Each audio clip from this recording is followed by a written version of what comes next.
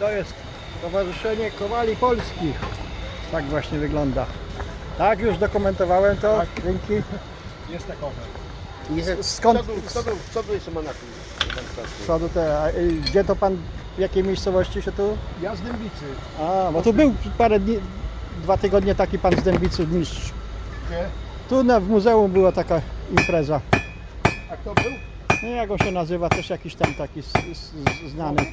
Znany z takim synem, takim troszeczkę nie za bardzo sprawnym, tak umysłowo był. Andrzej Słowik. No, Słowik go. Był? Był tu ze 2-3 tygodnie temu tutaj w muzeum. W muzeum była taka impreza też taka. To będzie ekspozycja Kowalska, nie? Muzeum. No tak. No to tyle na razie z tego miejsca.